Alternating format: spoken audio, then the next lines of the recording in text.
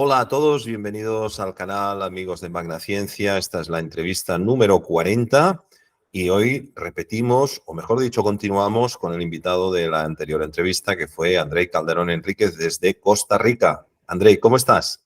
Hola Artur, encantado y pues con muchos ánimos para poder seguir esta plática tan interesante como la dejamos la vez pasada.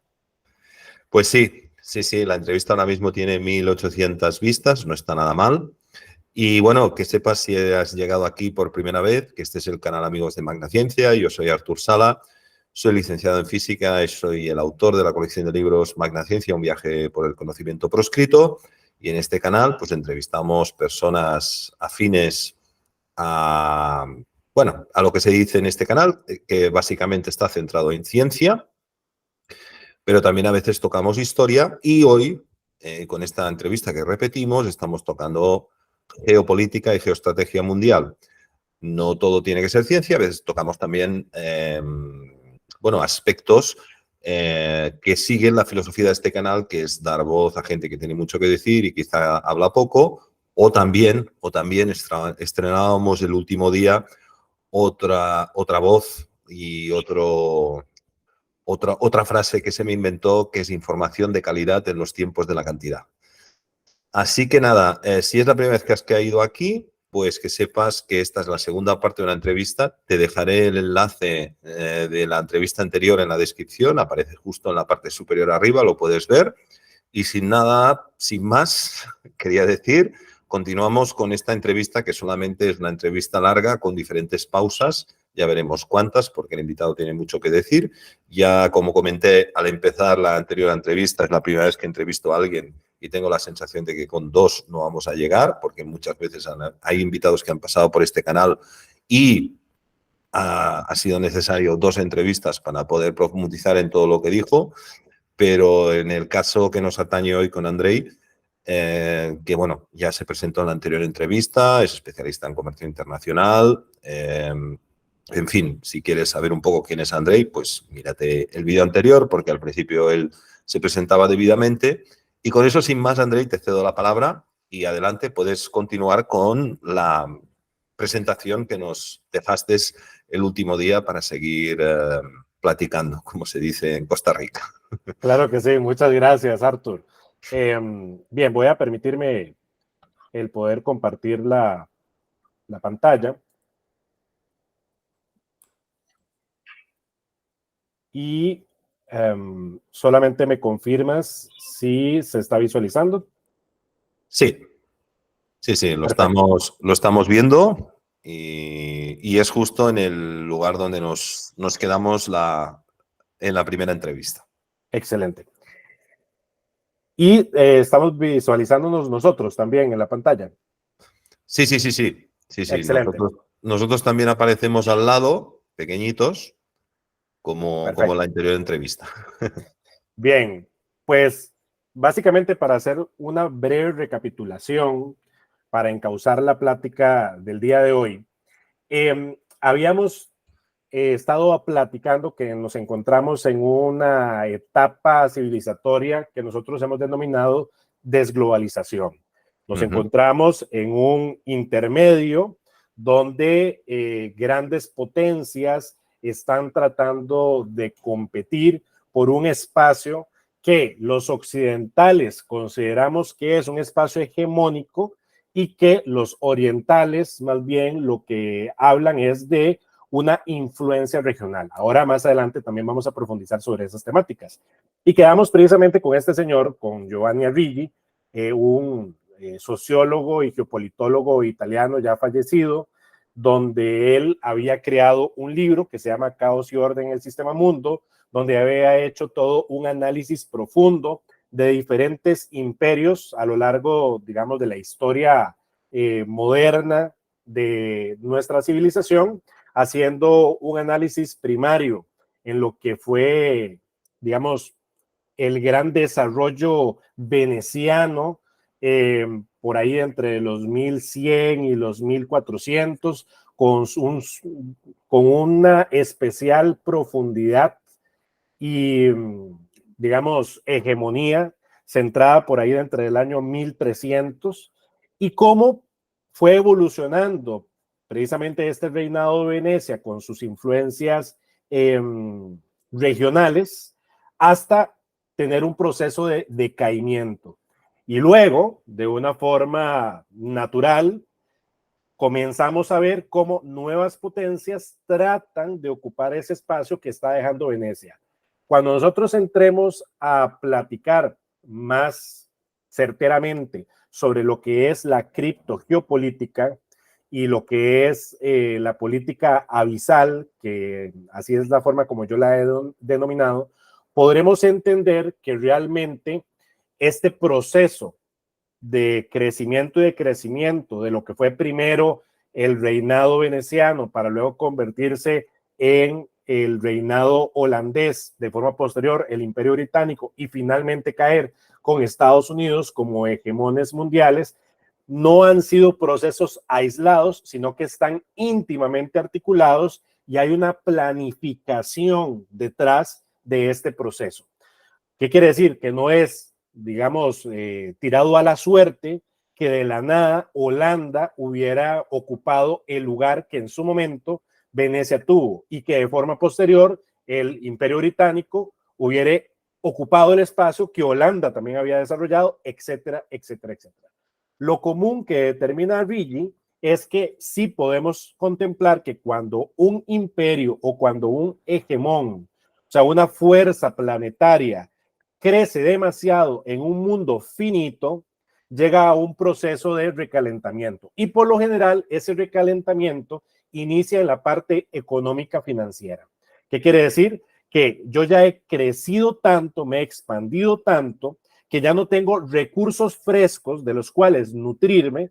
Por ejemplo, en el caso de Roma, tuvo una expansión tan inconmensurable que ya no tenía más territorios que saquear, ¿no? Y de donde obtener sus tesoros para llenar sus propias arcas, que de forma de hecho colateral, el propio imperio a veces vaciaba sus arcas para que el pueblo estuviera contento, desarrollando diferentes tipos de actividades, como lo que fue el circo romano o ciertas festividades a lo largo del año, para que el pueblo estuviera distraído, lo que nosotros hoy por hoy llamamos el opio de los pueblos, ¿no? Estuviera distraído y entretenido, mientras que ellos seguían haciendo sus articulaciones políticas y hacían lo que hacían, ¿no? Eso se ha mantenido, de hecho, hasta el día de hoy. Hoy nosotros, haciendo un análisis profundo de lo que se desarrolla en la modernidad, en nuestro momento contemporáneo, podríamos igualar a esto, a los espectáculos públicos, al fútbol, como el opio del pueblo, que es el gran distractor, por decirlo así, mientras que los gobiernos hacen de las suyas. Perfectamente podríamos resumirlo en ese esquema. Bien, ¿qué pasa? Que cuando un hegemón se sobrecalienta, comienza a debilitarse. O sea, no solamente nos encontramos con un límite natural de crecimiento, sino que propiamente la calidad, no solamente de mi administración pública y privada, comienza a decrecer, sino que también la calidad educacional, poblacional, avances tecnológicos, etcétera, comienza también a tener un decrecimiento. Y también comienza a perder ese concepto de calidad. Entonces hay un debilitamiento sistémico, hay un debilitamiento de ese hegemón de forma sistémica. Ese debilitamiento lo va a aprovechar un posible o varios posibles competidores a ser hegemón, o sea, a ocupar ese puesto que de forma, digamos, previsiva, podríamos decir, alguien va a dejar listo. Entonces, en ese proceso en que uno baja y otro sube, hay caos. ¿Por qué? Porque el resto de pueblos, en este caso, en el resto de países que por lo general ven a la fuerza primaria global o a ese hegemón tradicional como un macropadrino que les ofrece seguridad, que les dicta líneas de pensamiento, de comportamiento cultural, etcétera, ¿no? Comienza a debilitarse. Yo entro en un caos y en un estrés íntimo de decir, ahora ¿quién sigo? Porque el que otrora era el que me dictaba las pautas, pues yo ya ni le creo, ni su propio pueblo le cree. Entonces, ¿hacia dónde miro? Bueno, les doy un ejemplo a lo que está pasando el día de hoy. vemos cómo Estados Unidos desde los años 90, pero podríamos decir que más allá del año 2001, comienza con un proceso de debilitamiento sistémico, que podríamos decir que en este momento estamos casi que en la cúspide de ese proceso de debilitamiento en todas las esferas. De hecho, ahorita traigo una filmina concreta para que lo veamos el impacto a nivel económico. Y el resto del mundo que ha seguido con detenimiento ese encauce occidental emitido por un eje euroatlántico dividido entre Estados Unidos y, por ejemplo, la Unión Europea, comienzan a titubear y comienzan a decir, bueno, si ellos están tan mal, están en crisis interna, yo hacia quién debería mirar y a quién debería de hacerle caso. Y las opciones que tengo son opciones muy extrañas para el mundo occidental, poco conocidas. Por una parte tenemos a Rusia y por otra parte tenemos a China, con sistemas culturales completamente diferentes, se habla un idioma completamente diferente, la parte social, cultural, económica se lleva completamente diferente y por ende yo sé que tengo una imposibilidad de hacer un traspaso inmediato, o sea, dejar a aquel que está agonizando y pasarme automáticamente a la otra esquina, ¿no?, de la calle y irme con estos nuevos contendientes. No es tan sencillo. Por ende, sé que voy a tener que pasar por una brecha, por un periodo de ajuste. Y ese periodo de ajuste va a ser tortuoso. Ese periodo de ajuste va a estar sembrado de caos, porque tenemos que reequilibrar, ¿verdad?, el esquema de desarrollo en el cual nosotros hemos estado imbuidos en los últimos 45, 50 años. Y en ese proceso, querido Arthur, estamos. Entonces, claro, por eso es que la zozobra que nos inunda cuando vemos las noticias, no entendemos qué está pasando, porque hay unos conflictos que se desarrollan de una u otra forma, porque los que tal vez antes llevaban la batuta en ciertos temas ya no la llevan y ahora han sido suplantados por otros, etc. Y hablábamos de que este hegemón que está cayendo, por lo general va a tener que afrontar la famosa tarea de Sísifo, donde a Sísifo lo condenan los dioses a tener que llevar por una pendiente una enorme roca y cuando llega a la cima de la pendiente, la roca se devuelve y tiene que volver a repetir el mismo proceso y así hasta la eternidad. Bueno, el hegemón bajo concepto occidental, esa fuerza unipolar global que en los últimos 35, 40 años ha estado ostentada por los Estados Unidos, se quiera o no, sea yo de una tendencia ideológica capitalista o socialista, esa es la realidad en la cual nosotros vivimos. En un proceso de debilitamiento le toca hacer la tarea de Sísifo porque comienza a debilitarse en ciertas materias, trata por todos los medios, tirando zarpazos por aquí, patadas por allá, para tratar de reposicionarse en, digamos, en ese taburete en el cual estaba subido y vienen fuerzas exógenas y le quitan el taburete y por ende cae nuevamente. Entonces tiene que volver a levantarse, tiene que volver a crear metarrelatos para poder volver a posicionarse y cada vez le cuesta más. Cada vez tiene que invertir más recursos, cada vez tiene que crear metarrelatos más complejos que obviamente mientras yo voy haciendo una narrativa tan compleja y distanciada en el tiempo, se vuelve muy complejo a su vez el poder cubrir todas las ramificaciones de ese metarrelato. Y por eso es que de repente, pues la gente que está más despierta que otra comienza a identificar incoherencias en ese metarrelato y le pierde, digamos, credibilidad al sistema. Al final, nosotros tenemos que pensar que aquí nosotros estamos circunscritos dentro de lo que es el concepto de gobernabilidad y gobernanza. Y la gobernabilidad la tiene un poder o la tiene un Estado, ¿verdad?, cuando el pueblo sabe y tiene una confianza sobre el que dirige. En el momento en que yo comienzo a perderle credibilidad al que dirige, se comienza a menguar, digamos, la fuerza de esa gobernanza y esa gobernabilidad y tenemos una crisis de gobernabilidad. Bueno, esto no solamente lo experimentamos en nuestros propios países, donde ya de por sí la clase política está sumamente desvirtuada por todo lo que se ha ido generando en los últimos años, sino que a nivel geopolítica, o sea, abstrayéndonos un poquito más, viendo el bosque y no solamente centrándonos en nuestro árbol nacional individual, ¿cierto? Estamos pasando por lo mismo. O sea, hay una crisis de gobernabilidad del sistema multilateral en el cual nosotros estamos imbuidos y de hecho en los cuales hemos estado viviendo en los últimos 35 años. Para que ustedes vean qué tan debilitado está el sistema estadounidense, les traigo esta gráfica que es reciente. Proyecciones hacia la posibilidad de una recesión económica de Estados Unidos en 2024. Antes de poder analizarlo, me voy un poquito más atrás, porque antes de que pasara pandemia, todos los economistas, no solamente de Estados Unidos, sino del mundo entero, incluso figuras, digamos, con un realce internacional en estas artimañas y este mundo de humo y espejos, como por ejemplo George Soros, daban por un hecho que para el año 2020 Estados Unidos iba a entrar en una recesión económica, pero apareció la pandemia.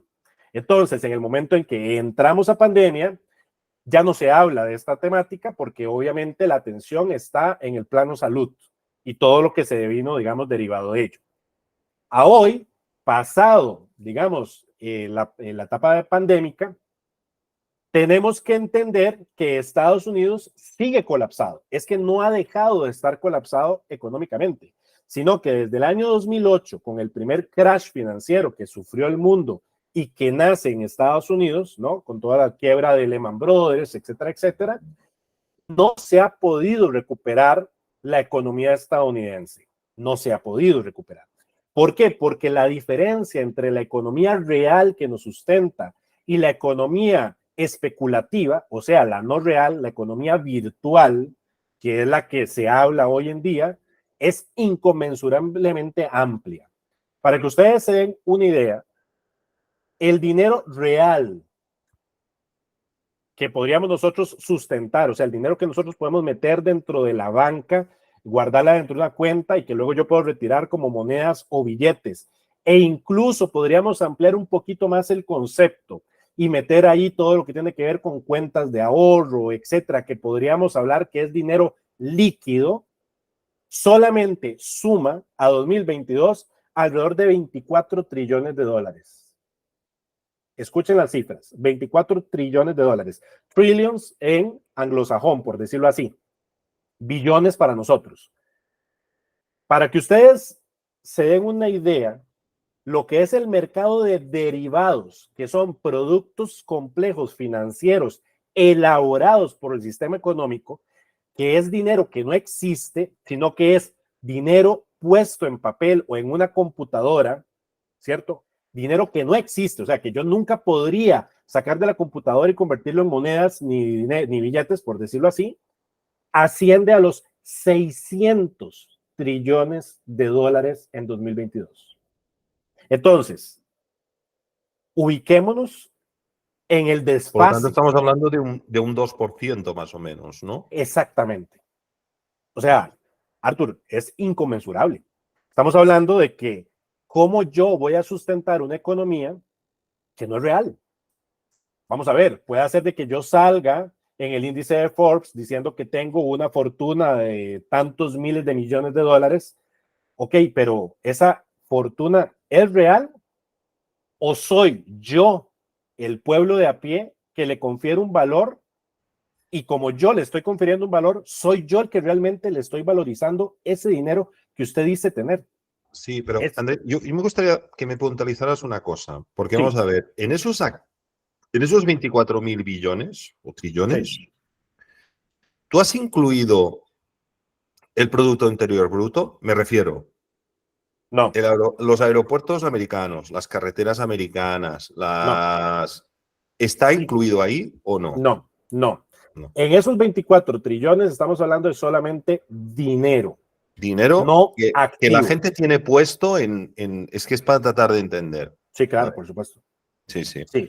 Y el Dinero, resto es activo, o sea, son futuros, exacto, en fin. exacto, exacto. De hecho, creo yo que para una siguiente plática, perfectamente les puedo traer una componente gráfica porque a mí me gusta ser muy pedagógico en esta materia, porque realmente es una materia muy compleja. Entonces, puede hacer que para un economista sea muy fácil de digerir, digamos, estos vaivenes, pero para alguien neófito o que su disciplina es completamente una diferente a las ciencias económicas, pues es todavía más sencillo el poder llevar el hilo a través de gráficos o mapas conceptuales. Sí, sobre todo porcentajes, Andrei, porque Es claro, cuando hablamos correcto. de cifras tan grandes, o sea, yo entiendo 2 de 100, 4 de 3.000, tal de tal, pero cuando hablamos de 24.000 trillones sobre 600.000 trillones, es difícil Correcto. hacerte la idea del porcentaje. Entonces es difícil a veces Completamente. hacerse una idea. ¿Me explico? Totalmente. Totalmente. A pesar de ello, a pesar de ello, hay una enorme brecha, ¿no? Y distancia que a pesar de que no sepamos tal vez cómo manejarlo, solamente entendiendo que 24 trillones es dinero líquido sin contar activos de los países y que 600 trillones equivalen a estos futuros u otros productos financieros complejos, como por ejemplo derivados financieros, hedge funders, etcétera, etcétera, pues vamos hablando. O sea, estamos diciendo de que muchas de las grandes fortunas del mundo realmente son dineros virtuales que no existen en nuestra economía real. Cuando nosotros, después de los pactos de Bretton Woods, después de 1945, y se establece que el dólar va a ser la moneda de tránsito común, ese dinero está emparejado a lo que se llamaba el patrón oro, ¿cierto? Cada dólar iba a ser equivalente a un tanto de peso en oro. Y cuando de forma unilateral, en los años 70, Estados Unidos se sale del propio modelo que ellos habían propuesto, Sí. hacen que Eso el lo hace mundo Nixon en el 72 y es provoca la correcto. crisis del petróleo. Exactamente, exactamente. ¿Qué es lo que hace? Porque una pregunta, perdón, André, que hoy igual te estoy cortando, pero ¿qué No te preocupes. porcentaje? Porque realmente tengo entendido que en el antiguo modelo pre-Nixon, el porcentaje de oro que debía de avalar tampoco era gran cosa. No, no, no, Era no. una pequeña cantidad, de decir, un mínimo de mínimos, por decirlo de Sí, sí, alguna sí. manera. Completamente, completamente. Lo que pasa, y bueno, esto luego lo podemos platicar más profundamente cuando veamos la parte de criptogeopolítica, de entender cuáles fueron las razones ocultas, digamos, de este traspaso de una economía real basada en lo que se llaman activos duros, básicamente oro, plata, etcétera, que yo pueda contabilizar y darle e inferir un dinero, ¿no? Y traspasarnos a una economía virtual. ¿Qué pasa? De hecho, si tú haces un match de este momento de 1972 y lo que comienza a pasar después en la historia, tiene una lógica enorme. En 1972, precisamente cuando se sale del patrón oro, entramos a lo que se llama a la época de la geofinanza. O sea, entramos a un esquema geofinanciero mundial, ya no económico real. Y de repente surgen las grandes corporaciones multinacionales. O sea, antes de 1972 teníamos empresas que la gran mayoría había ido desarrollando sus riquezas en sus propios países. Después de 1970 se da lo que se llama una deslocalización comercial industrial y las grandes corporaciones que antes eran nacionales se salen de sus países de origen y se colocan en India, en China, para bajar mano de obra, para ampliar producción, pero detrás de esta internacionalización surge que en otras latitudes yo puedo crecer económicamente porque yo ya no necesito andar con un saquito de oro diciendo este dinero me equivale a tanto. Es que yo comienzo a generar productos financieros y de repente empresas que tal vez no tenían un valor muy grande se hacen multimillonarias de la noche a la mañana. También hay una jugada muy interesante y es que en ese mismo proceso, en el momento en que yo me salgo del patrón oro, los bancos del esquema euroatlántico eran los depositarios del oro mundial. Banco de Inglaterra, la propia Fed en Estados Unidos, el Tesoro de los Estados Unidos, y muchos de los países orbitantes a ellos, Venezuela, Tailandia, Japón, China, habían depositado su oro físico en estos bancos. Lo curioso, Arthur, es que en el momento en que nos salimos del patrón oro, ¿verdad? En el momento en que sale Estados Unidos del patrón oro, pregúntame si se devolvió ese oro. No se devolvió. O se devolvió mínimamente. Y ese oro, digamos, quedó en esas arcas y financió luego proyectos futuros, etcétera, etcétera. Ahora, con este desfase, ¿verdad? Que de economía, digamos, real versus economía especulativa, virtual, comenzamos a entender de que también estas grandes corporaciones que se han basado sobre todo en un dinero especulativo ya no tienen hacia dónde crecer. ¿Por qué? Porque vamos a ver, yo ya he crecido tanto en un mundo virtual que cuando yo lo trato de traducir esto en consumidores reales que me van a comprar bienes reales, yo no puedo crear, digamos, en este mundo económico de la nada. Entonces, comienza a sobrecalentarse y el primer efecto lo vemos dentro de nuestras economías domésticas. En Estados Unidos es el mejor ejemplo. Vean lo interesante de este gráfico. Estamos hablando que los CEOs, o sea, los grandes gerentes de las grandes corporaciones de Estados Unidos, el 84% de las altas gerencias de Estados Unidos cree a pie de juntillas que para 2024 Estados Unidos entra en una recesión. Y el 48% de los consumidores en Estados Unidos cree que hay recesión en 2024. Goldman Sachs, el 15% de sus grandes gerentes financieros consideran que vamos hacia una recesión estadounidense. Entendiendo que la deuda doméstica de los hogares en Estados Unidos, que acordemos que Estados Unidos es el motor de la gran economía mundial porque es el principal consumidor del mundo. Entonces, si Estados Unidos se desacelera, pues la gente que vende ya no tiene quien le compre. El mejor ejemplo es China. China ha crecido a costa del consumo estadounidense. El desfase en la balanza comercial entre China y Estados Unidos es de alrededor de los 450,000 millones de dólares. Esa es la gran diferencia. Que cuando llega Donald Trump al poder en Estados Unidos, se da cuenta de ese desbalance que hay entre su siguiente competidor, que es China, y ellos. Estados Unidos nunca va a poder producir la misma cantidad de mercancías y servicios y exportárselo a China que China a ellos.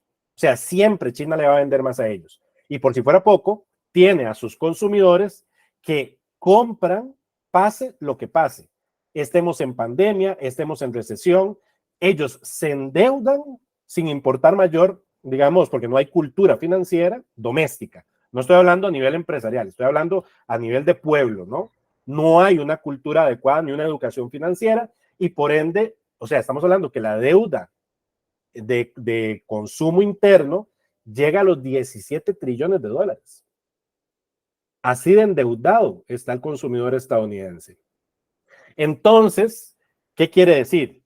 Es muy probable que lo que nosotros últimamente hemos estado viendo es de que la Fed constantemente está subiendo las tasas de interés en Estados Unidos para mantener la economía a presión a flote y que la inflación no crezca en demasía, porque ellos saben que si crece demasiado en demasía esa inflación, obviamente el consumo va a bajar, porque obviamente si todo se vuelve demasiado caro e impagable, pues mucha parte de la población estadounidense no va a poder tener acceso al ritmo, digamos, de consumo que per se había desarrollado.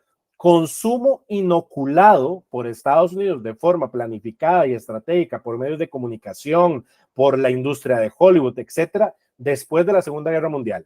Porque después de la Segunda Guerra Mundial, cuando Estados Unidos llega victorioso, a pesar de que ellos no fueron los que ganaron la guerra, todo el mundo sabe que fue Rusia el que gana la Segunda Guerra Mundial y más bien Estados Unidos se aprovecha del momento para llevarse flores, ¿no? O por lo menos podríamos decir que mínimo compartieron el gane. Cuando toda esa cantidad enorme de soldados estadounidenses vuelven masacrados a sus hogares, se crea la gran clase media de Estados Unidos. Porque entonces Estados Unidos tiene que ocupar a esas fuerzas que muchos están ya con un disability. O sea, muchos ya vienen con enfermedades directo de la guerra o con alguna malformación o con alguna amputación. Entonces, yo tengo que darles una ubicación y tengo que darles trabajo. Entonces, primero que nada, tengo que saber dónde ubicarlos. Entonces, en las grandes ciudades se crean los famosos suburbios, que son las zonas que están después de la parte central de los downtown de las grandes ciudades, donde yo creo neighborhoods, como lo llaman ellos, o sea, vecindarios que son maravillosos. Entonces, esos vecindarios todos tienen como un estilo arquitectónico muy parecido, con un gran patio frontal, con un patio trasero, donde ese ex soldado puede ir y relajarse y hacer una parrillada un domingo. Pero inmediatamente entramos a la Guerra Fría y comienzan a detonarse conflictos internacionales seguidos. Entonces, yo mantengo a mi economía, perdón, a mi población económicamente activo en un estrés permanente. Viene la Guerra de Corea, viene la Guerra de Vietnam, con los mismos resultados. Después de la guerra vienen todos estos excombatientes y tienen que crear y constituir la gran clase media de los Estados Unidos. ¿Cierto? Entonces, vamos entendiendo de que en ese momento, ¿cómo hago para distraer a mi población y bajarles el estrés? Muy sencillo, consuman, salgan a las calles y consuman. De hecho, los grandes teóricos de mercadeo dictan que entre los años 50 y los años 60 hay una tendencia de mercado enfocado a lo que se llama producto. Es cuando nosotros vemos los grandes anuncios de los años 50 y de los años 60, donde te daban 60 tipos de licuadoras que eran enchapadas en cromo, entonces se veían más relucientes, otras de color naranja, otras que no solamente hacían el licuado, sino que también podían hacer papilla para los bebés. Te daban 1000 opciones porque lo que estaba enfocado no era en su necesidad, sino que te daba un montón de cromitos muy bonitos y que yo quería coleccionarlo. Y entonces las amas de casa en Estados Unidos, mientras que sus esposos estaban combatiendo, lo que veían eran un catálogo de Avon con un montón de productos donde yo decía, a mí me gustaría tener esta licuadora, quisiera tener esta batidora, quisiera tener para esta cortadora de césped, etcétera, y comenzaban a competir entre vecinas. Entonces, en ese famoso neighborhood celestial que se había creado por la propia política de Estados Unidos, yo ponía a competir a vecinos de quién tenía más o el producto diferente. Y si a mí me duraba esa licuadora una semana, pero de repente entraba al mercado un nuevo modelo más reluciente, ahora yo quería ese nuevo modelo. Entonces entramos en una cultura de votar rápidamente. No quiero que ese producto me dure de por vida porque quiero cambiarlo rápidamente, ¿verdad? Y entramos en una vorágine de consumo estrepitoso que llevó al crecimiento económico de Estados Unidos, tal como nosotros hoy lo conocemos.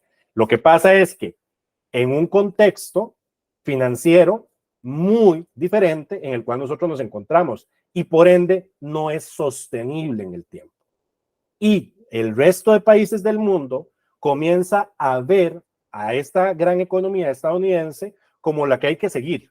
Ay, a mí me encantaría vivir como se vive en Estados Unidos, tener el dinero para poder gastar y consumir como se consume y se gasta en Estados Unidos, y comenzamos a copiar formas de actuar socialmente, formas de consumo.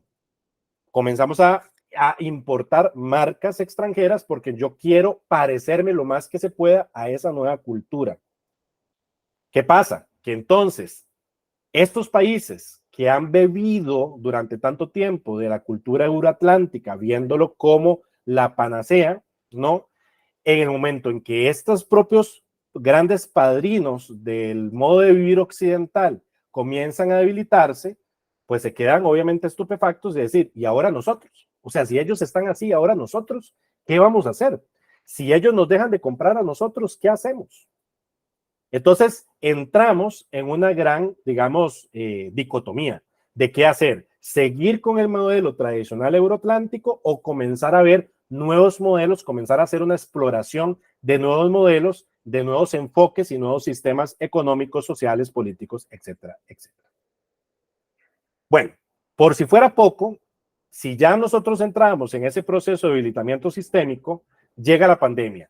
y la pandemia nos encausa a un lockdown generalizado. O sea, se cierran fronteras, todos quedamos enclaustrados en nuestros propios países durante un tiempo prolongado, se dictan medidas restrictivas. No vamos a adentrar en, no vamos a ahondar, digamos, en esa materia porque todos lo sabemos perfectamente qué fue lo que pasó. Pero lo curioso es que ese proceso pandémico también generó un efecto económico que cataliza, o sea, acelera ese proceso de desglobalización. ¿Por qué? Porque debilita ya per se el sistema económico y financiero mundial que ya de por sí estaba tambaleante.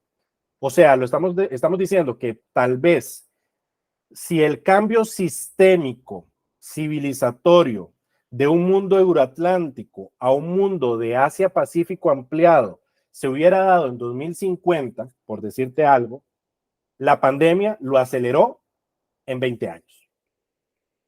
Entonces, uno de los grandes efectos fue que después de pandemia comenzamos a ver eso es que, muy importante que la gente lo tenga en cuenta. sí, Luego podemos pensar en quién está detrás y tal, pero es que eso es algo que la gente tiene que tener en cuenta de que ese cambio irreversible se ha acelerado por esto. claro, entonces ahí surgen hipótesis de trabajo, ¿verdad? Podríamos sacar preguntas críticas, o sea, mínimo deberíamos Sí. de tener la criticidad suficiente para hacernos preguntas, no aceptar todo de buenas a primeras. Por ejemplo, una pregunta válida sería, ¿este proceso ha sido natural o ha sido impulsado por alguien o alguienes, ¿no?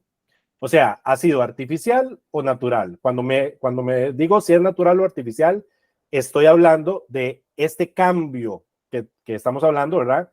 De aceleración del modelo. Hay alguien que está interesado en que esto se termine rápido y por ende que pasemos rápidamente a otro modelo, a otro sistema de cómo hacer las cosas.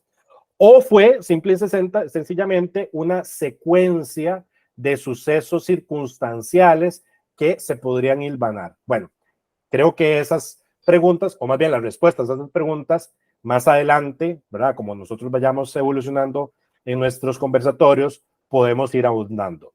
La realidad es que después de pandemia, el mundo tiene un enfoque claro ahora en bioseguridad, porque ahora se nos ha vendido el qué, el temor. Punto. Ese. La forma para yo poder hacer que el resto de gente actúe como yo quiero que actúe es infundiendo respeto. Y si yo no puedo hacerlo en el método tradicional, porque como les he explicado, hemos vivido últimamente en una crisis de gobernabilidad, por ende ya no me tienen respeto, la otra forma es a través de infundir miedo. Si yo tengo miedo, voy a actuar de una forma no racional. Acordémonos que el ser humano Sí. Y eso es lo peor. es lo peor. Pero en cierta medida, el 11 de septiembre ya significó Claro, infundir ese miedo y total, tal, y entonces la estrategia siempre gira alrededor del miedo. totalmente. Es más, acordémonos cómo Y si se puede ser llamó.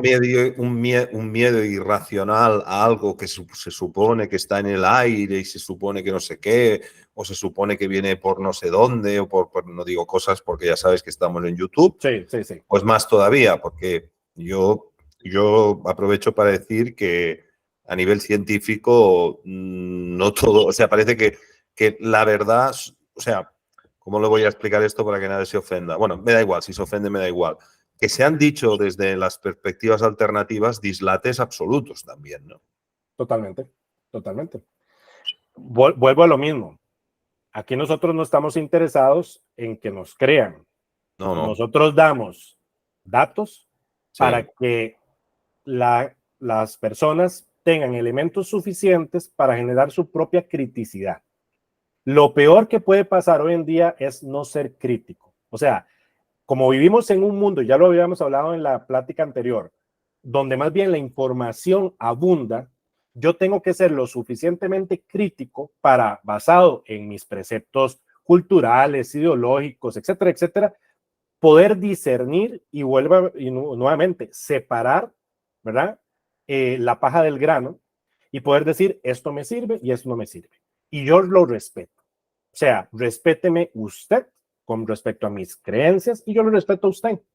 Pero no tenemos necesariamente que coincidir en la totalidad de nuestras visualizaciones. Pero creo que es muy responsable el poder dar datos serios, ya trabajados, para que la gente tenga elementos mínimos de criticidad. Y como tú dices, vamos a ver, después del 11 de septiembre, ¿cómo lo llamó, por ejemplo, los medios de comunicación? Entramos a lo que se denominaba la era del terror. Bueno, ahí se está diciendo todo. Y no necesariamente el terror por el terrorismo, porque acordemos que lo que se dictó es cualquier país o persona puede ser terrorista, cualquiera, en cualquier momento, menos yo. ¿Me voy a entender? Por ende, en una era del terror, se estaba comenzando a cocinar la figura del enemigo perfecto, porque cualquiera puede ser el enemigo. Ahora, cuando entra Donald Trump al gobierno de los Estados Unidos en el año 2016 y no quiere entrar más en este juego del terrorismo, se cae todo el entramado teatral que se había establecido detrás del juego del terror y ya no hay enemigo. Y cuando yo soy un hegemón, cuando yo soy primera potencia mundial, Arthur, requiero un enemigo. Punto. ¿Por qué? Porque si no existe el enemigo soy yo. Así de sencillo. Si no existe alguien más a quien tirar la culpa de todo o enfocar o distraer o direccionar la atención hacia un tercero que pueda tener valores diferentes a los míos, la gente va a ponerme más atención a lo que hago yo. Y no necesariamente a todas las clases políticas les interesa que los estén observando. ¿Me voy a entender? Sí, Yo sí. necesito un distractor. Y si no existe, lo tengo que crear. Punto. Que cada quien saque sus conclusiones. Sí, sí. Pero la realidad, Arthur, es que el terrorismo funcionó perfectamente por el periodo que funcionó. Sí, es que gobiernas para unos y contra y contra otros. Exacto. Ahora. Y una cosa siempre va unida a la otra. Ahora, ¿se puede perfeccionar esto? Claro. ¿Qué pasa si ese enemigo es no tangible? ¿Qué pasa si es una amenaza que puede existir en cualquier momento, como por ejemplo una amenaza biológica? Perfectamente una enfermedad, lo que tú quieras, que yo no veo, que no puedo almacenar en un tarrito, es el enemigo perfecto. Y esto, nosotros lo vemos reflejado en el libro de la Guerra de los Mundos. Si uno analiza esa novela, muy interesante, cuando se da la invasión extraterrestre en esta novela de ciencia ficción, el que le gana a la fuerza invasora extraterrestre son las bacterias. Son las bacterias. O sea, es la fuerza invisible que puede estar permanentemente en cualquier cosa. Entonces, de repente, ya no solamente hablamos de, digamos, la pandemia y el COVID-19 y el SARS-CoV-2. No, es que nos comienzan a decir, pero espérense un momentito, es que si hay un derretimiento en los polos, podrían salir bacterias de la era mesozoica o jurásica que no conocemos y que podrían atacarnos. Pues claro, eso perfectamente podría pasar, pero yo no puedo vivir pensando en que en cualquier momento se tala un árbol y de repente sale algo que podría atacarnos. Es que o si no, automáticamente pasaría en una esquina, cohibido, llorando, frustrado, temeroso. No puedo, digamos, simplemente ceder al temor, porque el temor paraliza al ser humano y el ser humano vino a este mundo a actuar. ¿Cierto? Entonces, nuestro principal enemigo definitivamente es el temor. Y bueno, Arthur, de hecho, tú lo sabes perfectamente bien y nosotros lo hemos hablado mucho más en el plano de crecimiento, digamos, el primer enemigo para uno poder tener mayor experiencia y un crecimiento a lo interno es el temor, el no poder hacer. Sí, Sí, porque claro, tú has dicho hay que tener sentido crítico, eso significa utilizar la parte izquierda del cerebro, la mente, y el miedo nunca ataca la mente, siempre ataca las emociones. Total. Siempre ataca lo Completamente. emocional. Completamente. Ahora mira, vamos nuevamente uniendo, digamos, cabos. Pasamos la pandemia y por ende ya ese temor ha menguado. Básicamente podemos decir que el cortisol nos ha bajado, ¿no? Y por ende estamos en un estatus de, bueno, tengo que comenzar nuevamente a aprovechar el tiempo perdido. Un momento. Puede hacer que a mí no me sirva, que usted nuevamente se vuelva proactivo. Entonces, tengo que nuevamente buscar un distractor. Bueno, busquemos un nuevo enemigo. Y resulta ser que sale Rusia. Ahora es nuevamente el enemigo. Un enemigo que no tiene lógica dentro del contexto político, geopolítico actual. ¿Por qué? Porque la Rusia de hoy en día no tiene nada que ver con la Rusia socialista comunista. Entonces, Rusia, vamos a ver, la Unión Soviética fue enemigo del mundo euroatlántico después de la Segunda Guerra Mundial por un factor ideológico.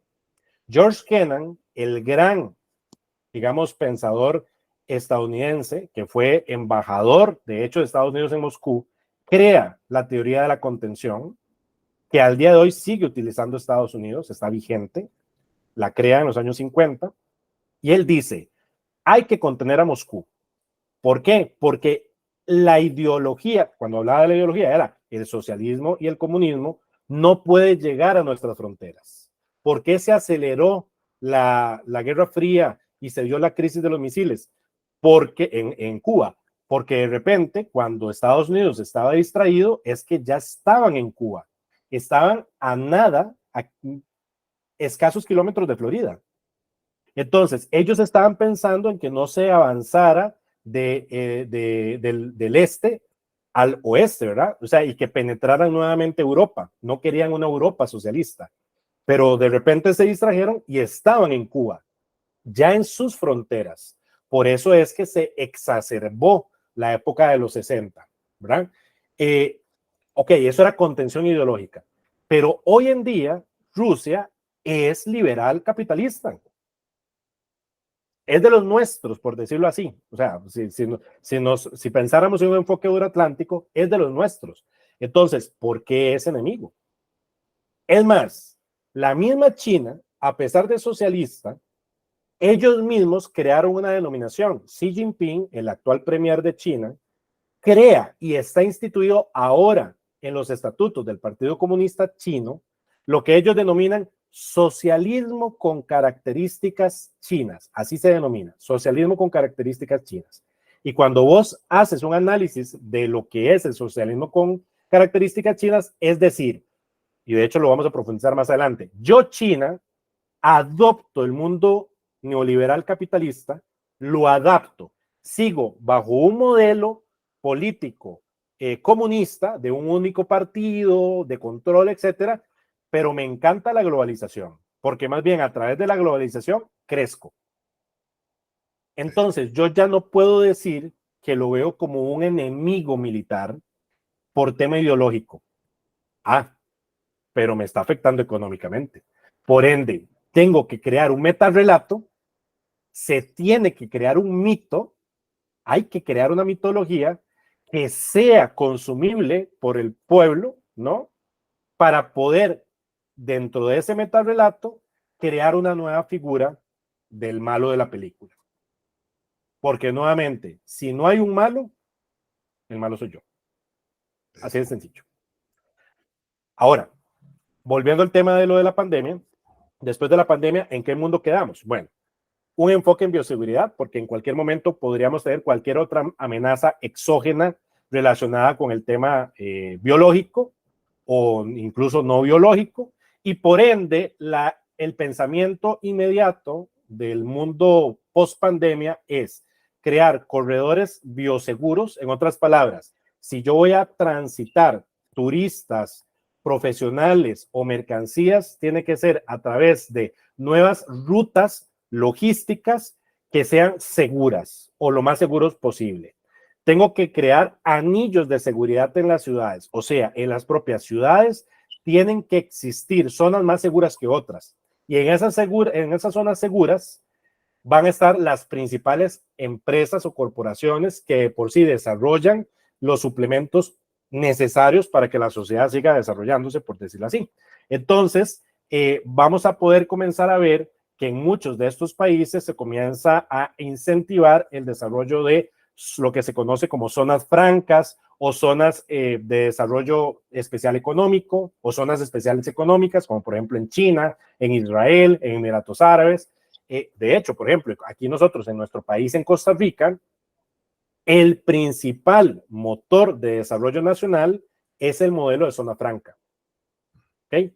Para que la gente que nos escucha nos pueda comprender aún más, la zona franca como tal es un régimen aduanero que posee países, digamos, de forma independiente, donde se permite instalarse una empresa y esa empresa va a tener beneficios, por lo general beneficios fiscales. O sea, si yo soy una empresa que me instalo dentro de un parque de zona franca o dentro de una zona económica especial, voy a tener exoneración de impuestos de renta, exoneración de impuestos de importación, no me van a cobrar la luz, no me van a cobrar el agua. Entonces, claro, yo tengo la potencialidad de crecer como empresa porque muchos de los elementos que son considerados costos industriales no los voy a tener y por ende entonces voy a tener un mayor crecimiento, sobre todo enfocado en generación de exportaciones. Entonces, lo que hace automáticamente es que el país donde está esa zona franca establecida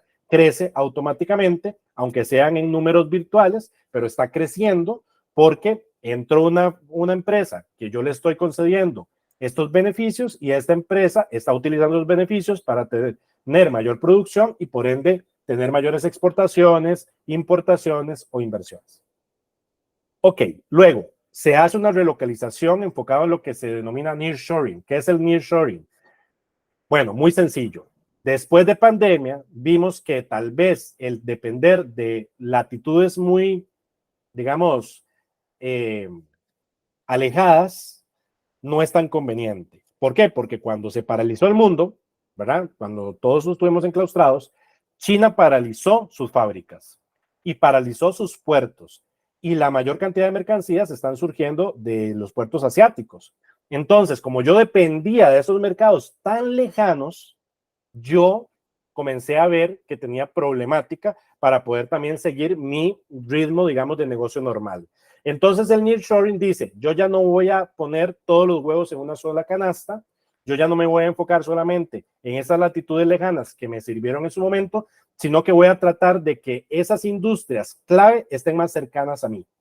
Entonces, por ejemplo, si yo soy de Estados Unidos, prefiero que esas empresas, en vez de instalarse en China, en India, en Malasia, estén en México, estén en República Dominicana, en Guatemala o en Costa Rica, porque está más cerca. Entonces, si el día de mañana pasa otra conflagración mundial, se cortan las cadenas de suministro mundiales, yo las cosas las tengo más cercanas, ¿no? Eso es la relocalización pensada en nearshoring.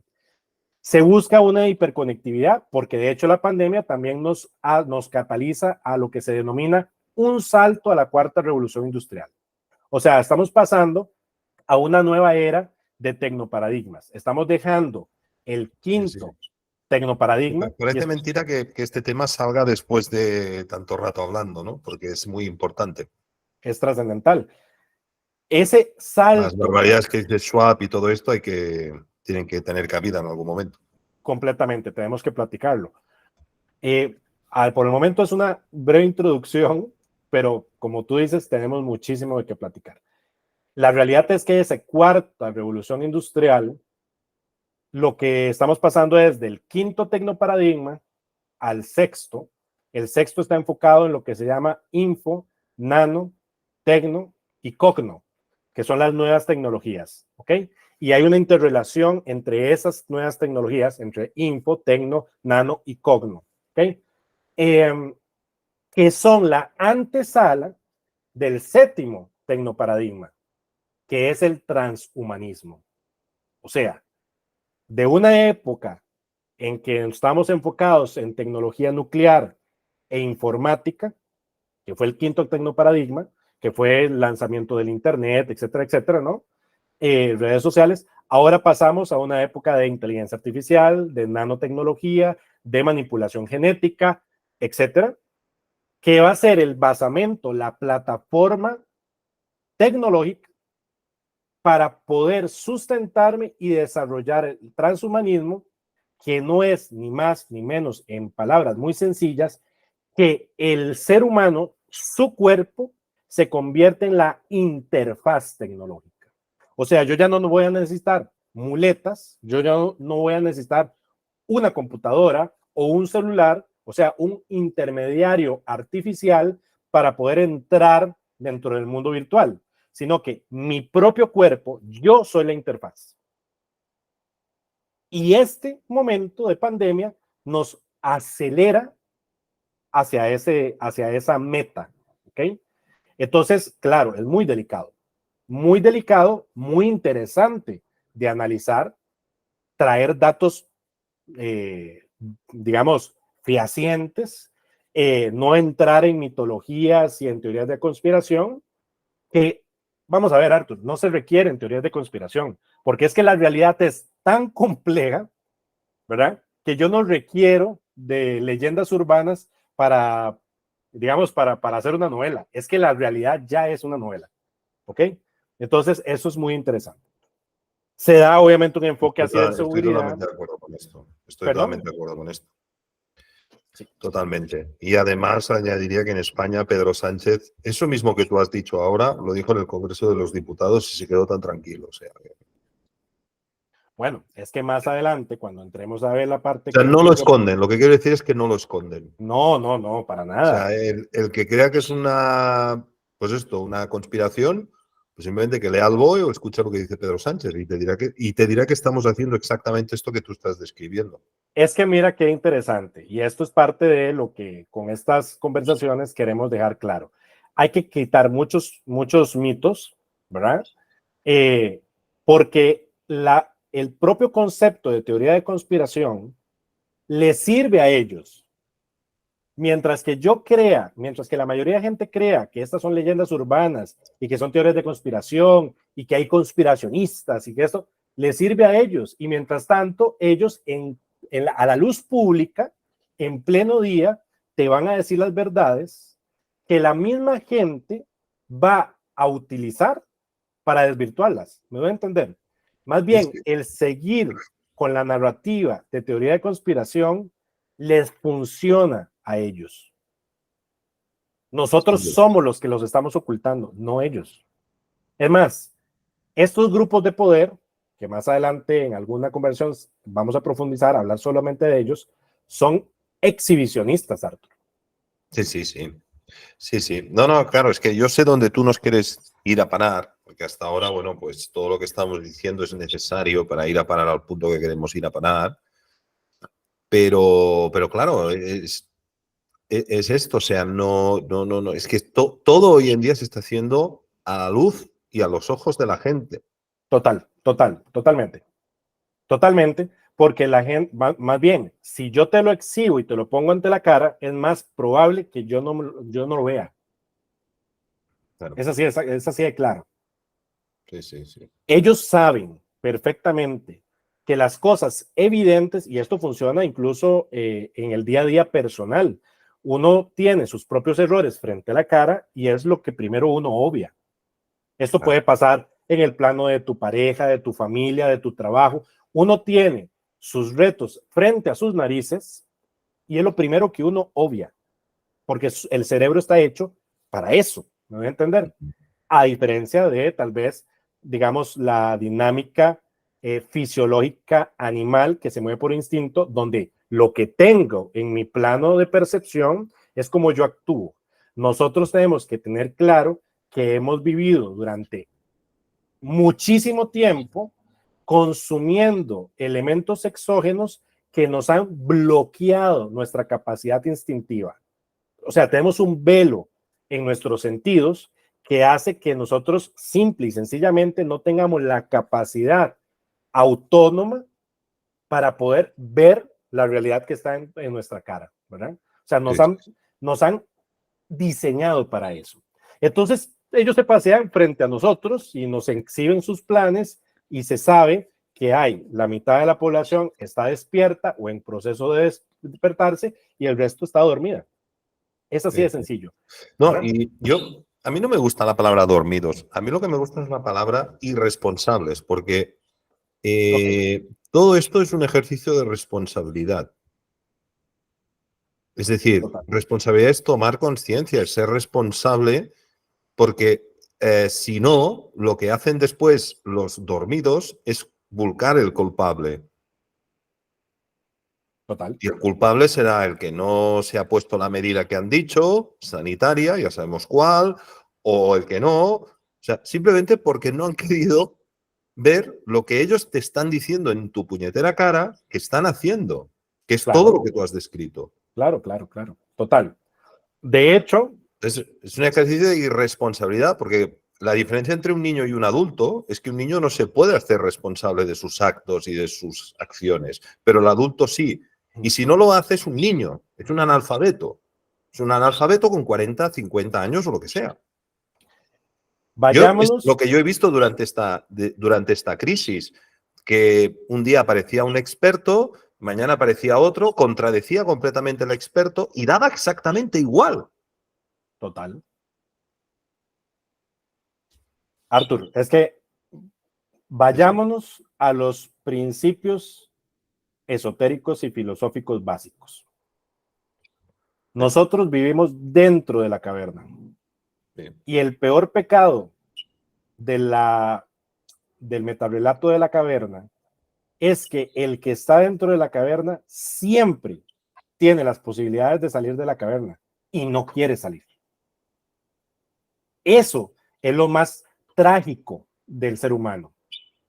Estamos dentro de la caverna e incluso si nos diéramos cuenta que lo que estamos viendo son sombras, teniendo nosotros la puerta para poder salir de la caverna No y sabría. pasar la valla, Sí, sí. no lo hacemos, porque más bien ya estamos tan acostumbrados a las sombras que nos da miedo el tener que enfrentar la realidad. Sí, sí. Es trágico. Sí, Y sí, bueno, no, no, es la imagen de Neo cuando sale con Morfeo y le muestra la realidad de la calle, policías, azafatas, enfermeros, en fin, le dice, pero esta gente no está programada, no está pensada, porque si les cuentas la verdad, lucharán, entrarán en disonancia cognitiva. con disonancia cognitiva, así es. Ahora, todo esto que se produce a través de pandemia eh, lleva a que el mundo, y cuando hablo, bueno, más bien, que, que los grupos de poder del mundo también entran en una encrucijada, probablemente provocada por ellos mismos, pero sí o sí entra en una encrucijada. Y es que tiene que renovar el pacto social. ¿Qué es el pacto social? Muy sencillo, es lo que no, digamos, está escrito, digamos, eh, físicamente, o sea, de manera real, pero que se intuye que es como la sociedad ha venido comportándose día a día. Entonces nosotros en ese cambio de nuevo pacto social se va a tener que desarrollar un nuevo contrato social entre grupos socioeconómicos, entre territorios y entre generaciones. ¿Por qué? Porque esa aceleración a un nuevo modelo que apenas se está creando, o sea, no es de que ya está, sino que se está negociando, se está creando, entonces vemos grupos de poder en pugna y esa zozobra y ese caos es el que estamos viviendo, mientras que ellos se ponen de acuerdo y tenemos un modelo resultante. La realidad es que este salto a la cuarta revolución industrial o ese camino en el cual nosotros nos están encauzando, sí o sí va a traer grandes preguntas morales, sociales, por las cuales vamos a tener que pasar, que va a ser muy tortuoso el camino, pero se le tiene que dar una respuesta. Cuando nosotros hablamos de que tiene que haber una nueva construcción entre grupos socioeconómicos, es que probablemente hayan grupos socioeconómicos que desaparezcan en ese nuevo modelo. Puede hacer que la clase media no logre sobrevivir el nuevo enfoque que se busca desarrollar. Estamos claros. Entonces, ¿qué Si es vamos que a la hacer clase con media esto? aún existe, ¿no? Exacto. Porque aquí en Portugal, con la gente ganando 600 euros, ya me explicarás tú a mí. Claro, por supuesto. Es que, Es que y si por clase media entendemos una clase que puede, a base de trabajar su vida, poder tener una vivienda de propiedad, poder tener un coche de propiedad, eso aquí, por ejemplo, en Portugal ya no existe desde hace muchos años. Y lo que ha ocurrido ha sido una aceleración, ¿no? Por tanto, ¿por qué? lo que yo quiero poner como un apunte a lo que estás diciendo es que no es que vaya a ocurrir este tipo de contratos sociales, que ya ha ocurrido. Claro, claro, claro. Mm, Ahora, Quizá no en Suecia, quizá no en Alemania, pero sí en Portugal y desde luego en España. Porque en Portugal los sueldos pueden ser bajos, pero la economía está funcionando. Mientras que en España, con el dislate de las autonomías y toda esta gran distracción, estamos viendo cómo el país lo están dinamitando en tu cara. O sea, lo bueno, están destruyendo en tu cara, están destruyendo los pantanos para plantar plantas eólicas. Estamos viendo impotentemente como una ciudad como Oviedo, en el norte de España, se incendian 52 bosques en el pleno mes de marzo, cuando en el pleno mes de marzo ahí llueve a más no poder y se construyen 52 parques eólicos inmediatamente. Y la gente no ve la relación de causa-efecto. correcto, correcto. Entonces, Es que, vamos a ver, Arthur, em, lastimosamente, lo que tú acabas de decir es una realidad enorme en el sentido de que para algunos países ya esto sucedió o está en el proceso activo, en otros todavía no ha arrancado y por ende la mayoría de gente va a decir, eso es mentiras, eso todavía no, todavía dista mucho en el tiempo, porque todo lo miden según su vara. O sea, si en mi país todavía no se siente esto, no quiere decir que no me vaya a llegar. Y como no me interesa lo que le pasa al vecino, ni siquiera me pongo a ver lo que está pasando en las noticias con otro país, entonces yo estoy absorto en mi realidad, en mi burbuja de realidad, y por ende siento que todavía esto es muy lejano, pero no quiere decir que no esté pasando o que ya haya pasado. La pregunta es, por ejemplo, en este caso del pacto entre grupos socioeconómicos, ¿por qué se quiere desaparecer a la clase media o por lo menos disminuirla? Hay una razón clara. Como nosotros vamos hacia un mundo distópico, acelerado por la cuarta revolución industrial, donde un enfoque es de distanciamiento social, otro enfoque es de inocularnos a un mundo virtual con un macrogobierno o sistema de gobernanza paternalista, donde su enfoque va a ser el de mantenernos, porque me es más fácil mantenerte en lo que yo te diga que deberías de gastar tu tiempo a no tener que dejarte a la libre y que desarrolles tu propio camino y que hayan demasiados sabores del helado, por decirlo así, al cual tú te tengas que exponer, ¿verdad? Hacia allí es donde va, digamos, el enfoque. ¿Por qué? André Malví y Escotado lo desean muy bien. Lo que hizo que el mundo se acelerara en su avance social, cultural y económico fue la aparición del comerciante, fue la aparición del mercado, fue en la época romana la creación de lo que ellos llamaban el homo nuevo, o sea, el hombre nuevo, que era el que podía erigir su destino a través de su trabajo y no porque había nacido en una cuna noble. Antes de que se desarrollara esa clase media que basaba su desarrollo a través del mercado, a través del trabajo, del comercio, yo nacía pobre y no había forma de que pudiera elevar en una escala social. Tenía que morir pobre. Si yo era esclavo, pero si yo era de élite, era de élite. De repente aparece el comerciante que puede esculpir su propio destino porque a través de mi esfuerzo en el trabajo puedo obtener recursos que antes no tenía y puedo escalar en la sociedad. Ese concepto no necesariamente, Arthur, en este momento, sea conveniente para ciertos grupos de poder. En este momento somos tantos, para ellos, según ellos, ¿verdad? O sea, somos 8.000 millones de personas en este momento, que somos poco manejables, somos poco administrables, y por ende no me sirve que haya autonomía y autocracia. Por ende, yo tengo que tratar de cortar por parejo o sano esas posibilidades de yo poder esculpir mi propio destino. Lo que estoy diciendo es muy fuerte, pero es la realidad.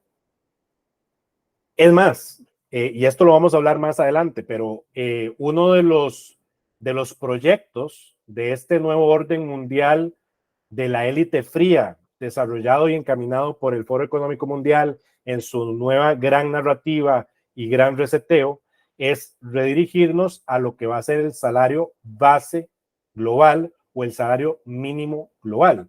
O sea, hay un proyecto que no es teoría de la conspiración, que no es inventado por Wikipedia, no, es una realidad. Métanse a Internet, métanse a Foro Económico Mundial, vean los informes que se han emitido y estudien lo que es o lo que hay de trasfondo en el salario mínimo global.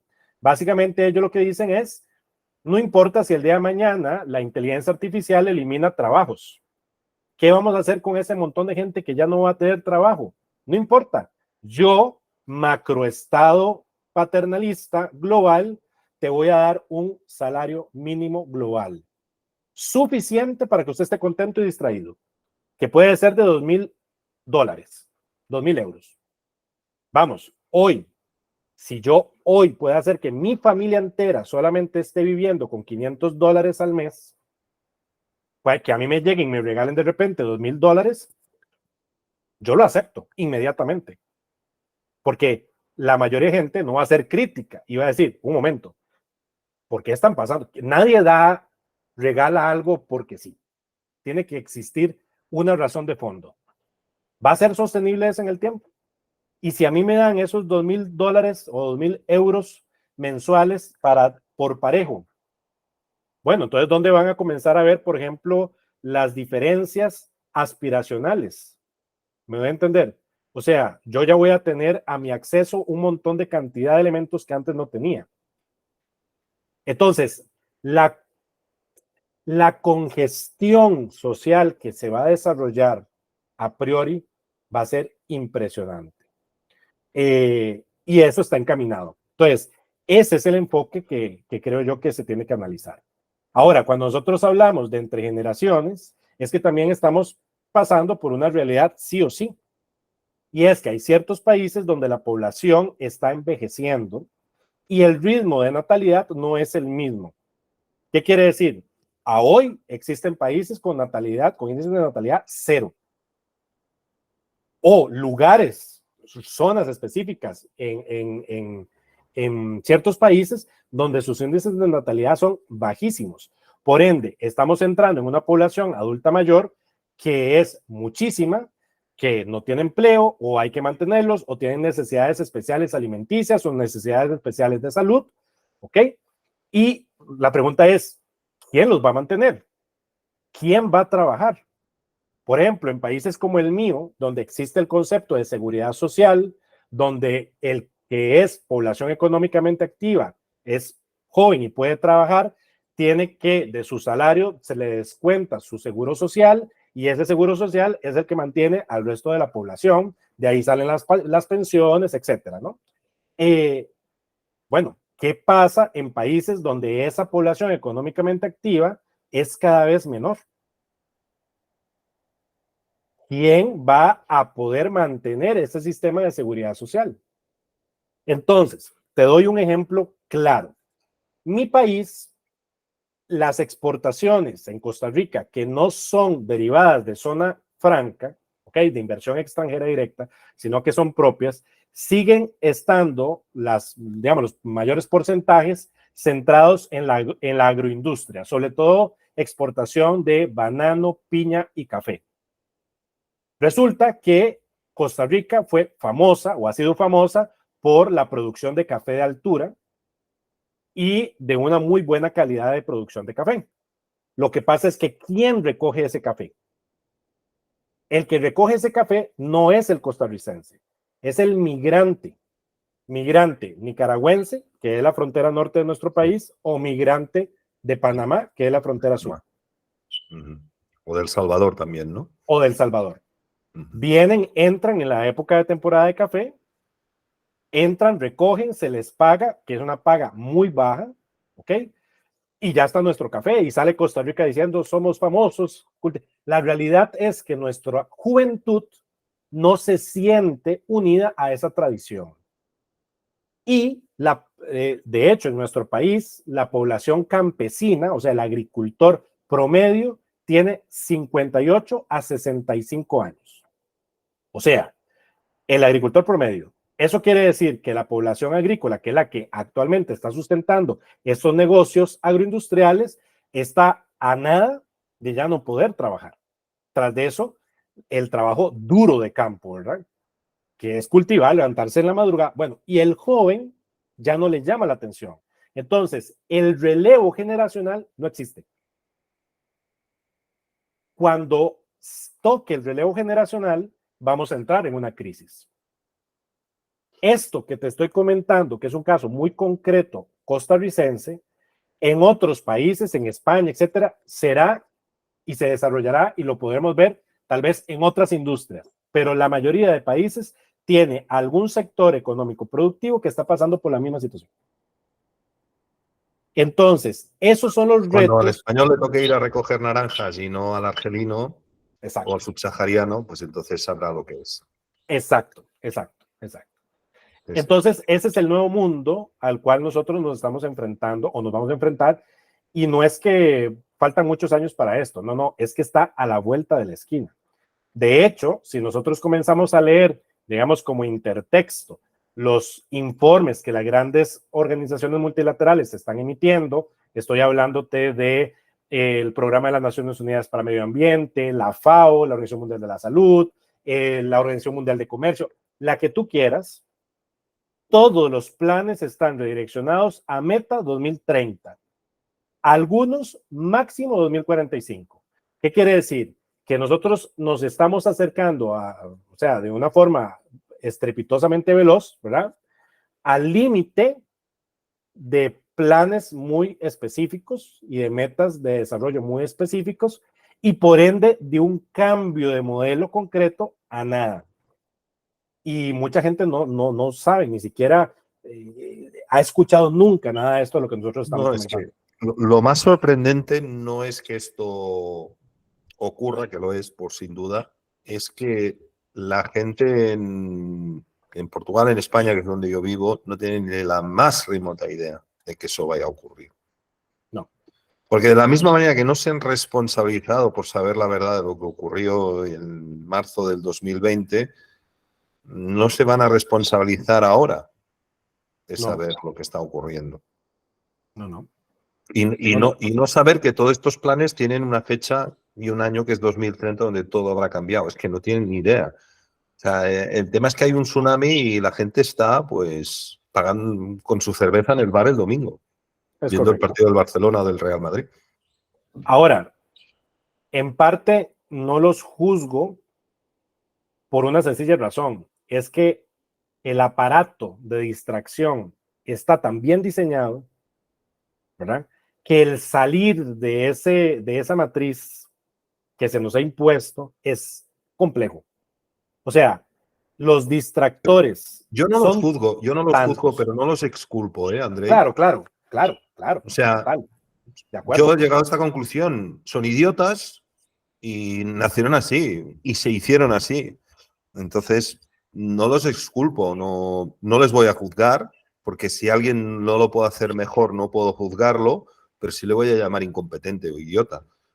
Porque no ver esto es de idiotez. El idiota es el que tiene la verdad delante y no la ve, no la quiere ver. Total. Y bueno, y vamos a ver, esta convulsión económico-social que vengo comentando, ya nosotros vivimos un conato, por decirlo así, o sea, como decir, un experimento vivencial hace poco. O sea, ya nosotros podemos decir que tenemos un ejemplo de cómo podría desarrollarse esto a gran escala. Esto se vivió entre el año 2021 y 2022, estamos en pandemia, cuando comienzan a liberarse o digamos a flexibilizarse las medidas sanitarias a nivel mundial, el comercio comienza a relajarse. Entonces, acordemos que como estamos en un bloqueo total, obviamente las empresas y los consumidores estaban pues entusiasmados de que iban nuevamente a poder consumir y poder comprar y a que sus empresas comenzaran su dinámica comercial tradicional. Perfecto. ¿Qué pasa? Comienzan a liberarse y a relajarse estas medidas y entonces las fábricas en China y los puertos en China vuelven a activarse, digamos, de forma normal. Entonces Estados Unidos, sobre todo Estados Unidos y parte de Europa, veo nuevamente la oportunidad de decir, ok, si esto ya se liberó, antes de que nadie comience a tocar la puerta a China, a volver a comprarle, voy a ir yo a comprar de primero, porque como no sabemos si nos van a volver a encerrar nuevamente, voy a comprar ya no solamente lo que necesito, sino que voy a comprar un stock suficiente para tener almacenado ante cualquier cosa, ¿no? Esto es muy importante porque en los últimos 20 años, en materia de comercio internacional y logística, hay una dinámica que se llama just in time. O sea, básicamente nosotros nos estábamos redireccionando a que las empresas no tuvieran stock. Entonces, ¿qué quiere decir? Primero, porque es muy caro mantener un stock. Cuando yo hablo de un stock es un inventario. Entonces, sí, yo no tengo espacio físico para mantener un inventario y el mantenerlo en mis góndolas sin utilización es caro. Se va depreciando, etcétera. Además, por lo poco que sé de economía, que las grandes, o sea, los grandes sectores industriales, por ejemplo, el automovilístico, se basan en esa idea. Sí. De que no puede haber estocaje de piezas. O sea, se produce lo que llega. Esto significa que si hay un paro, inmediatamente se paran las fábricas, porque no hay espacio para guardar las puertas, las ruedas de los coches. Tienen que llegar las puertas y mañana tienen que ser puestas. Si no, no funciona. Exacto. Eso es así. Eso fue la tónica, digamos, antes de pandemia. Llega pandemia, se cierran los puertos, muchos países dependían de lo que se elaboraba en Asia y no solamente me enfoco en China, India, Malasia, Tailandia, es que son las fábricas del mundo. Entonces, los encadenamientos son muy largos. Estamos hablando de que para poder sacar las piezas de una motocicleta que tienen que estar al día siguiente en el escaparate de la tienda, tengo que traerlas desde Malasia, por ejemplo, y tengo que hacer un viaje de todo el globo. ¿Me voy a entender? Entonces, cuando nos encontramos de que una amenaza podría truncar y cortar esas cadenas de suministro, obviamente las empresas comenzaron a decir, tenemos que cambiar nuestra estrategia y volver, quitar el just in time o por lo menos disminuirlo y volver a tener stocks de seguridad. Entonces, es todo un cambio en muy poco tiempo. Bueno, ¿qué es lo que acontece? Que resulta ser que Estados Unidos y Europa comienza a mandar solicitudes de compra, pero en un volumen inmenso a China, y China comienza a producir, obviamente, porque así es como ellos crecen, comienza a exportar de una forma impresionante, sale todas esas mercancías en barcos desde China, llegan a Estados Unidos, pero pasa lo siguiente. Resulta ser que en Estados Unidos el gobierno de Biden, después de Trump, quiere quedar bien con su población. Y lo que dictamina es dar un bono a la ciudadanía para que esté contenta y que diga, bueno, puede hacer que usted esté con problemas financieros porque no tiene trabajo en este momento o lo que sea, le voy a dar un bono. Y ese bono es bastante importante. Estoy hablando de que eran bonos de alrededor de $2,000 lo que se daba. ¿Qué fue lo que pasó, Arthur? Que, por ejemplo, los transportistas locales, que son los que con sus camiones van a los puertos y recogen los contenedores que han llegado y los van distribuyendo, entraron en paro. ¿Por qué? Porque resulta que muchos de esos transportistas habían tomado ese bono y ese bono era tan bueno que ellos dijeron, renuncio. Estoy ganando más con el bono de gratis ¿Qué? Con la plata que yo me gano en mi trabajo. Y dejaron los trailers tirados, dejaron los camiones tirados. Entonces, ¿qué pasó? Eso no lo sabía, ¿eh? Sí, eso pasó. ¿Qué es lo interesante de esto?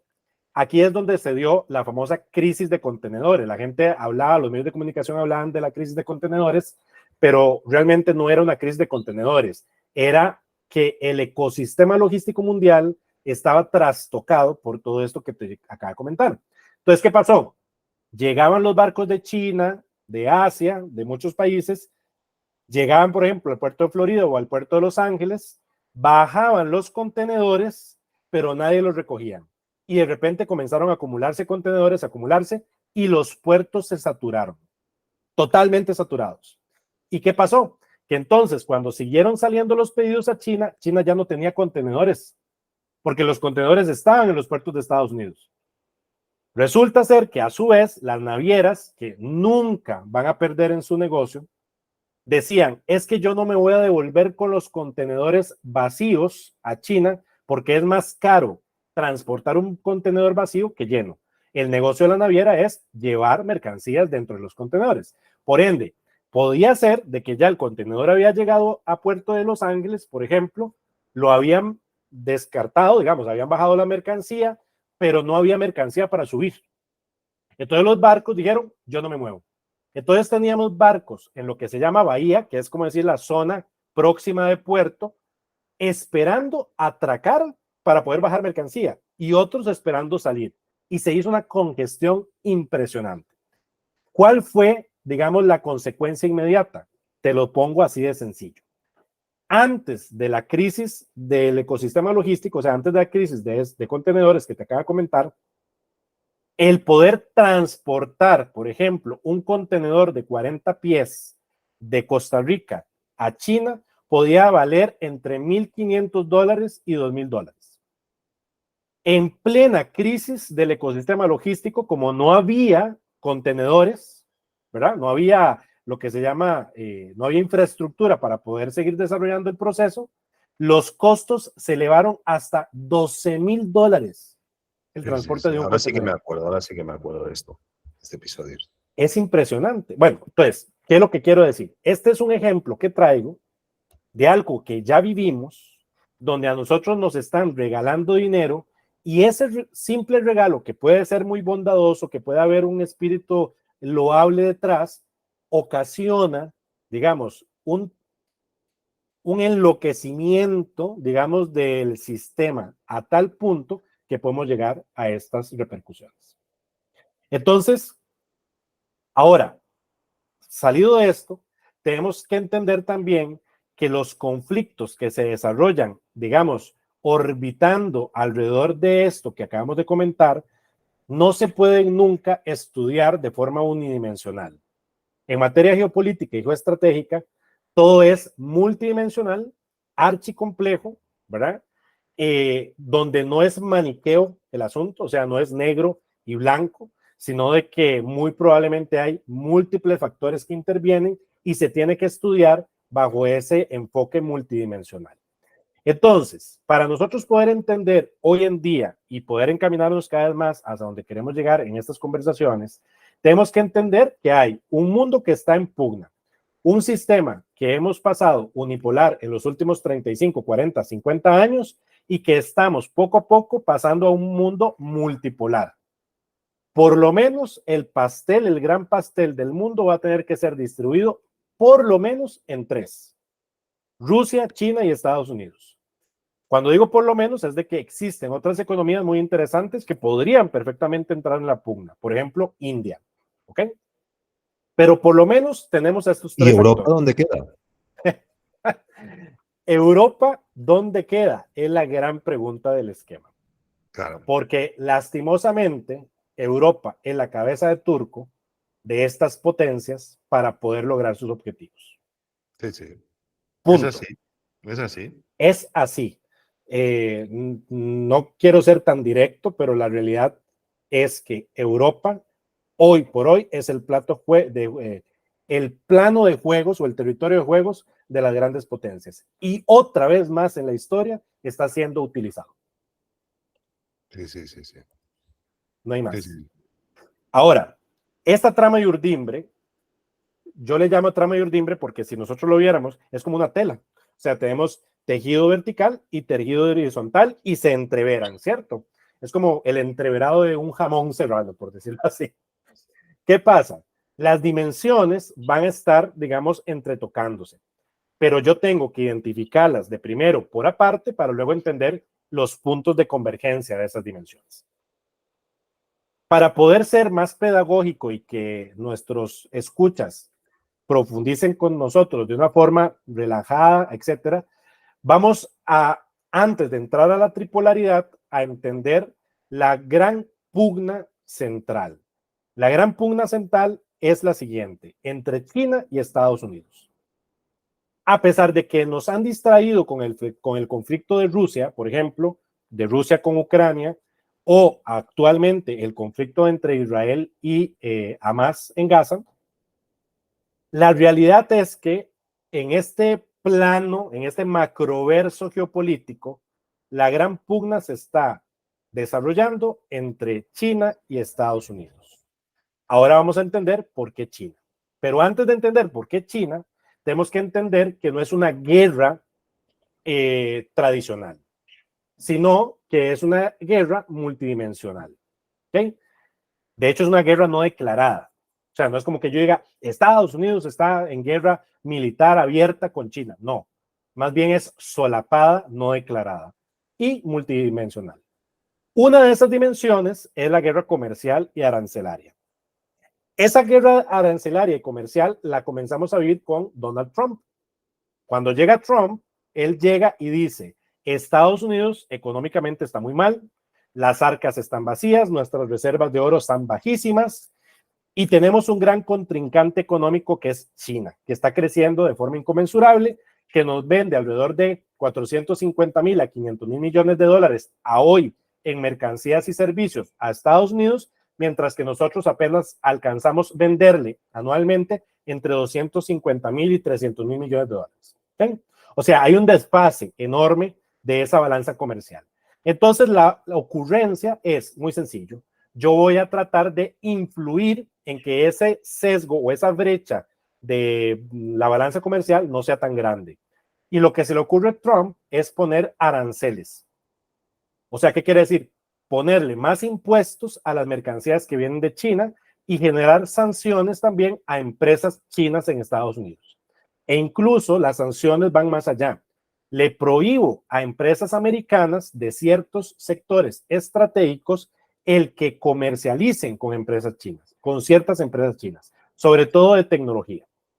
Ahora, usted dirá, bueno, ¿y cuál es el trasfondo de todo esto? Bueno, número uno, obviamente, si yo soy China y a mí me ponen muchos impuestos, yo no voy a exportar esas mercancías. O sea, me desincentiva el proceso de esa exportación.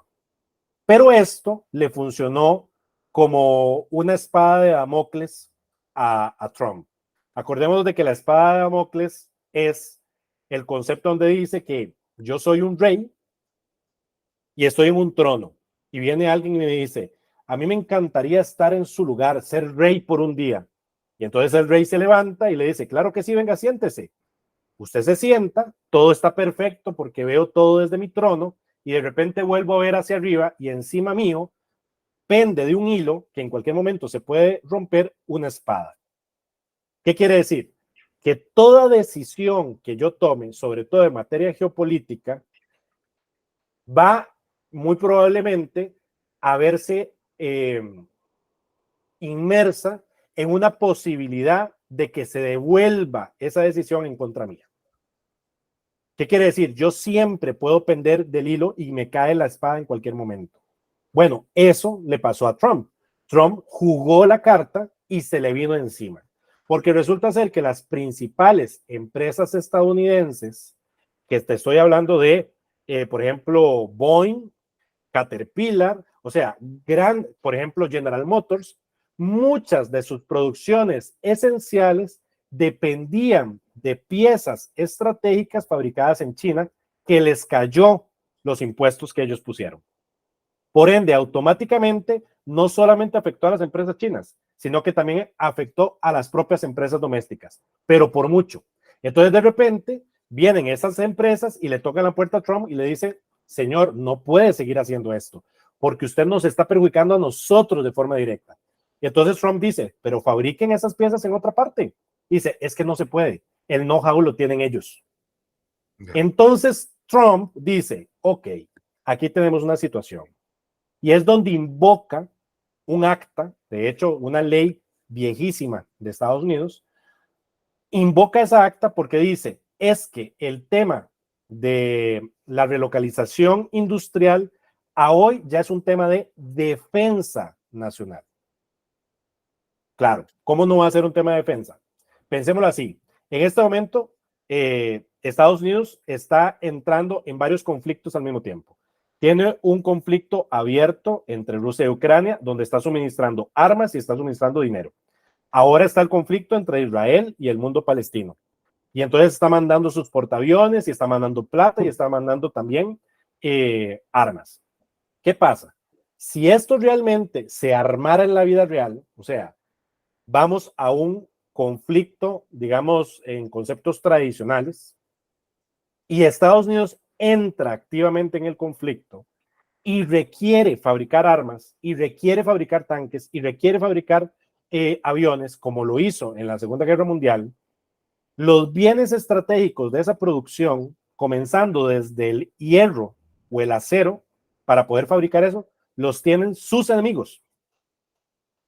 Está en manos chinas, está en manos indias, está en manos de Irán, está en manos de Rusia.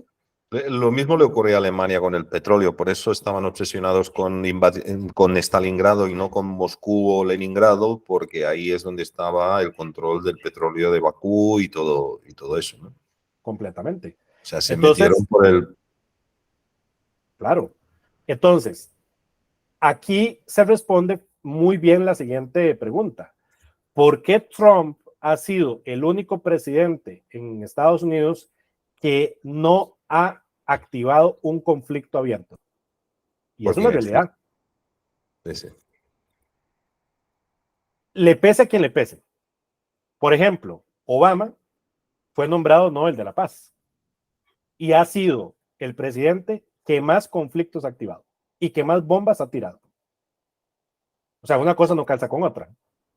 Y Trump es el que menos conflictos ha ocasionado, porque él sabe que no podía salir a un conflicto abierto, porque tenía una crisis de seguridad nacional, porque sus bienes estratégicos están en manos de sus competidores.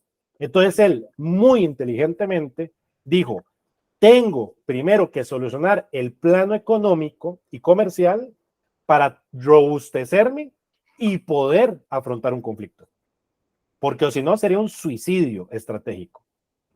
Es muy interesante.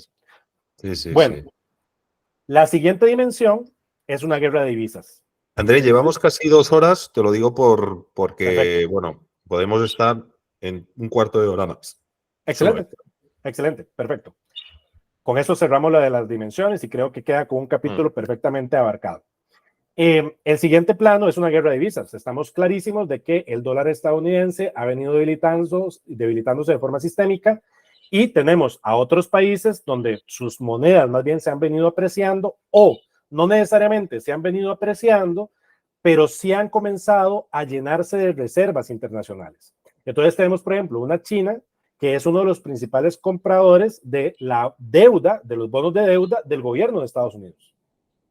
Entonces, esa tenencia en manos de terceros también se vuelve de seguridad nacional, porque puede hacer que mi contrincante, ellos le llaman en plano geopolítico, hoy no se dice enemigo militar o un enemigo, sino que se habla de un competidor estratégico. De hecho, si tú te vas a los informes de seguridad nacional de Estados Unidos, así le llaman a China, un competidor estratégico.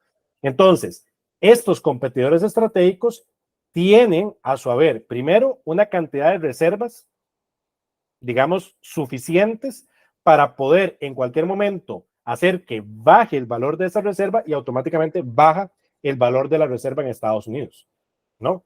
O por otro lado, tenemos tenencia de bonos de deuda que yo podría malbaratar en el mercado. Si yo quisiera darle un gancho en el hígado a Estados Unidos, podría sacar y vender por nada esos bonos de deuda y hago que la economía estadounidense automáticamente baje. A su vez tenemos una amenaza latente, que es la creación de monedas digitales o virtuales basadas en oro o en activos duros por los bancos centrales, que pueden venir a competir con lo que es la moneda tradicional estadounidense. Por otra parte, también tenemos la amenaza del BRICS, que para el año que viene se espera que hagan un anuncio del desarrollo de una moneda única del grupo regional, y si no se desarrolla la moneda única, por lo menos seguir incentivando que el comercio entre los miembros de BRICS, que son miembros muy importantes, China, Rusia, India, Sudáfrica, ¿cierto? Y ahora más los estados que se han agregado, Emiratos Árabes, Arabia Saudita, Argentina, que es el trasiego de mercancías o de bienes estratégicos, llámese petróleo, gas, materia prima alimenticia, se haga en sus monedas nacionales. Entonces, poco a poco vamos a poder ver que el dólar no va a ser utilizado. Eso es una guerra en ciernes. Esa es otra dimensión. La tercera dimensión es una guerra espacial, de la cual casi nadie habla. Estamos hablando que históricamente, por lo menos en nuestro ideario, se tenía que el único exitoso, a pesar de que esto históricamente es incorrecto, pero en nuestro ideario infundido por Hollywood, etcétera, el único exitoso en la carrera espacial ha sido Estados Unidos, ¿no? Y era el único que había llegado a la luna y que está la banderita en la luna y todo. Y de repente viene China y se genera un cosmódromo impresionante y logran colocar un satélite en la cara oculta de la luna, por ejemplo. O desarrollan misiones ahora espaciales conjuntas con Rusia. O en la cumbre de los BRICS, Lula da Silva, el presidente de Brasil, y el señor Modi, el primer ministro de India, hacen un lanzamiento y un llamamiento para crear una carrera espacial conjunta del grupo de los BRICS. Eso amenaza automáticamente a el poderío de Estados Unidos o de la Fuerza Espacial Europea. Porque es muy sencillo. Si nosotros seguimos con la tendencia, que yo no estoy de acuerdo con ella, pero seguimos con la tendencia del el metarrelato de los límites de crecimiento, ¿no? Donde se dice que vivimos en un planeta finito y por ende somos muchísimos en este planeta y por ende ya no cabemos. Créanme que el negocio va a estar el día de mañana en poder hacer exploraciones fuera de nuestro planeta y creación, digamos, de locaciones, ya sea en satélites o en otros planetas, etcétera. Y hay muchísimo negocio en ello. Negocio de minería espacial, negocio de, por ejemplo, acarrear basura espacial. Por ejemplo, si nosotros pudiéramos salir de nuestra Tierra y pudiéramos ver nuestro globo, por ejemplo, podríamos ver que alrededor de nuestro globo estamos llenos de chatarra, de basura que ha sido quedada de satélites que ya no funcionan.